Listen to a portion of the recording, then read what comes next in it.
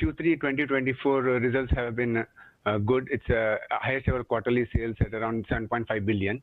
And China remains a key market for ASML, and the substantial portion of the total system sales comes from China. So, however, the net bookings were a bit disappointing. It was around euro 2.6 billion.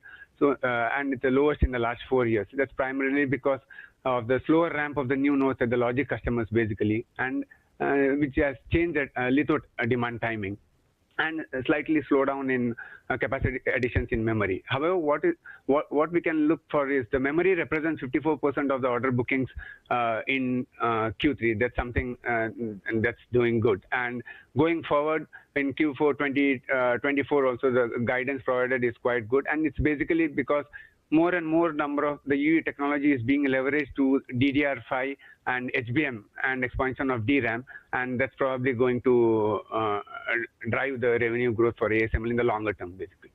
What jumped out in some of the analyst reports around ASML, and this one, thanks to the likes of Citi, is really the concentration of risk around major customers. And Citi points out, look, this is a company that derives a significant share of its revenues from 3 large customers. You could say that about a number of the chip companies in the sector. Is that something that investors should be more aware of now, as we think there are a number of issues from the likes of Intel to Samsung?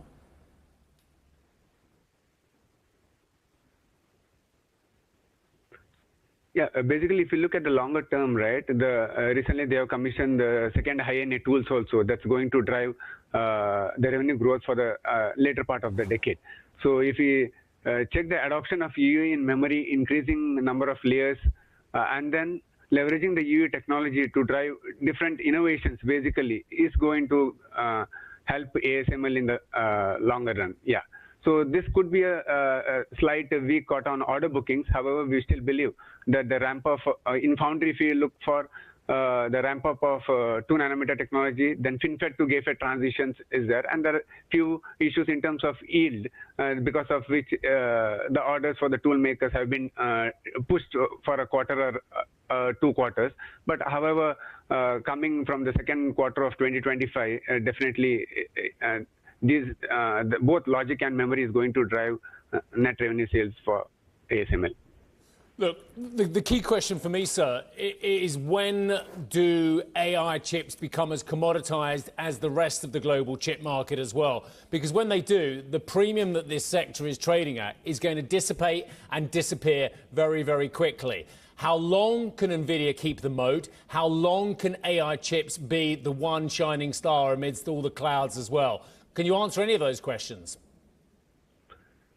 Yeah, it's like now for creating these AI chips also, the tool makers are incorporating these chips to enhance the manufacturing processes across different foundries. So without major innovations in tools and such as deposition, etch, or be it lithography, right? The chip makers will struggle with cost efficiency. That's the only problem as of now, and which could slow down the roadmap a bit. But AI adoption is driving higher volume wafer manufacturing. There are more complex designs, die sizes, all will require tremendous amount of cooperation between the tool makers and the chip makers, and they are working together. And yeah, it will take a year or 2 for the entire thing to get on the revenue track, basically, for ASML. Yeah.